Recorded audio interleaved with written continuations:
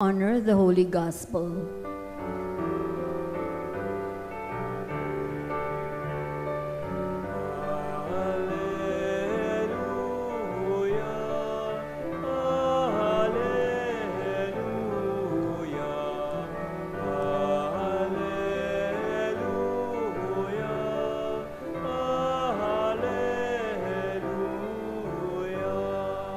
Altogether, this is the day the Lord has made. Let us be glad and rejoice in it.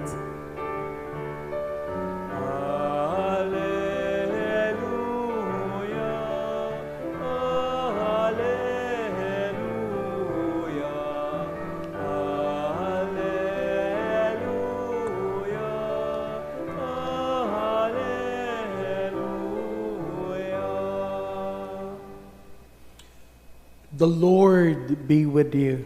And with your spirit. A reading from the Holy Gospel according to Luke.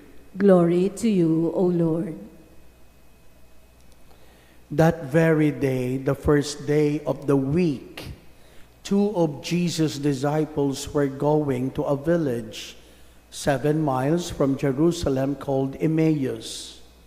And they were conversing about all the things that had occurred.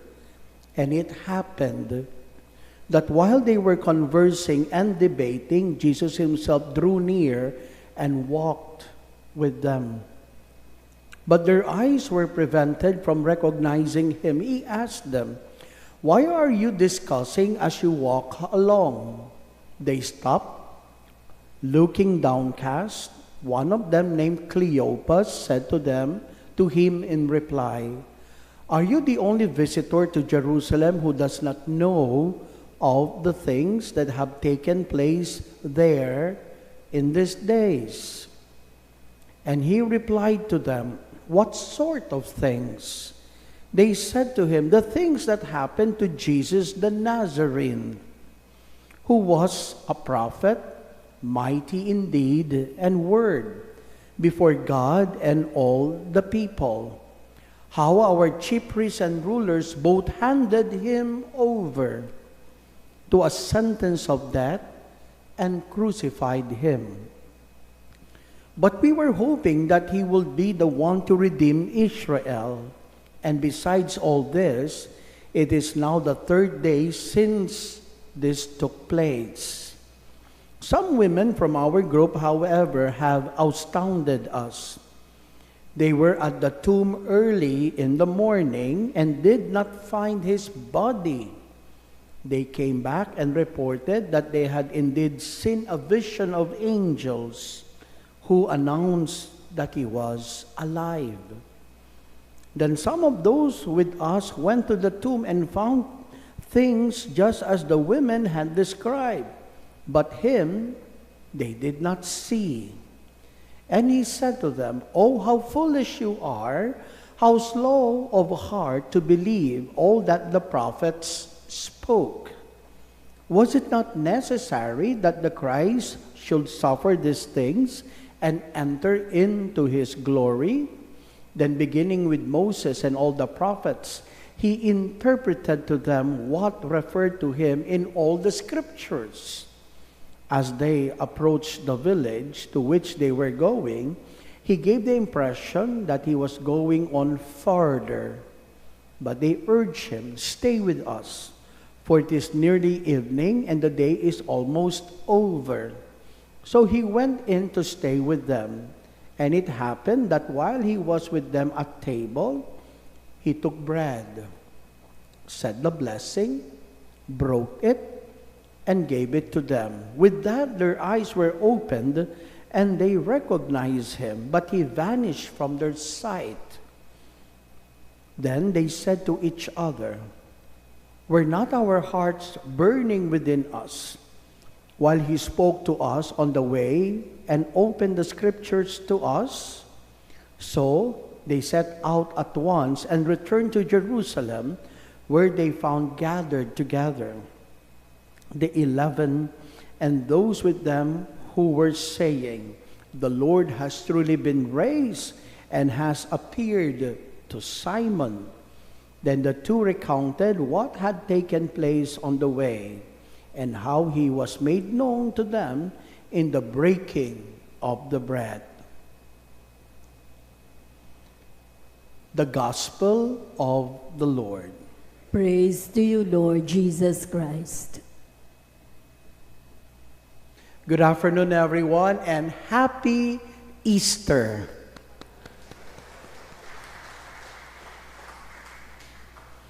I still remember when I was young, most probably between 7 and 8 years old.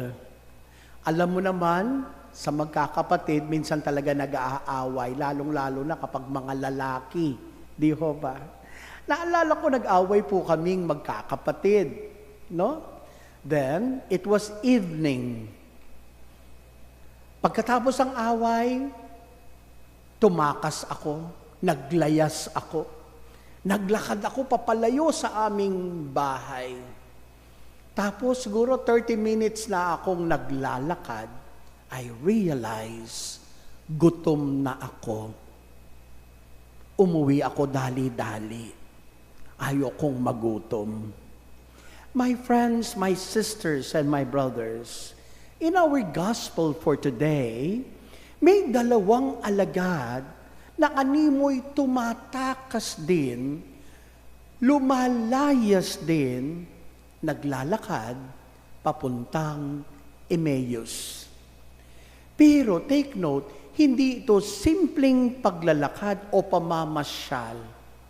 Ito ay isang pagtakas. Tumatakas sila sa sakit, sa pagkabigo, sa mga pangarap na parang nawala. Sabi nga sa Ebanghelyo, di ho ba? Sabi niya, akala namin siya na ang tagapagligtas. Akala namin. My friends, kung iisipin natin, ganito rin tayo minsan. May iba't ibang klase ng pagtakas sa buhay. May pagtakas sa problema, iniiwasan natin ito. Ayaw natin ito. May pagtakas sa responsibilidad, pinagpapaliban natin. At minsan, pagtakas sa Diyos kapag nasasaktan at hindi natin maintindihan ang mga nangyayari. Pero habang tumatakas ang dalawang alagad, may isang mahalagang pangyayari. At ano ito? Sumabay si Jesus sa kanilang paglalakad. Sumabay si Jesus. Kahit hindi nila siya tuwirang nakikilala. Mga kapatid, this is the good news. Kahit tayo ay tumatakbong papalayo, ang Diyos ay patuloy na lumalapit sa atin. And hindi siya napapagod habulin tayo. Hindi siya sumusuko sa atin. Habang naglalakad sila, ipinaliwanag pa ni Jesus ang kasulatan, unti-unting nag-aalab ang kanilang puso. Sa paghahati ng tinapay, doon nila siya nakilala. Ganon din tayo. Kapag pinapakinggan natin ang salita ng Diyos, kapag nananatili tayo sa Eucharistia, unti-unting nawawala ang takot, napapalitan ng pag-asa. Pansinin po ninyo, mula sa pagtakas, sila ay bumalik sa Jerusalem. From running away to running back with a purpose.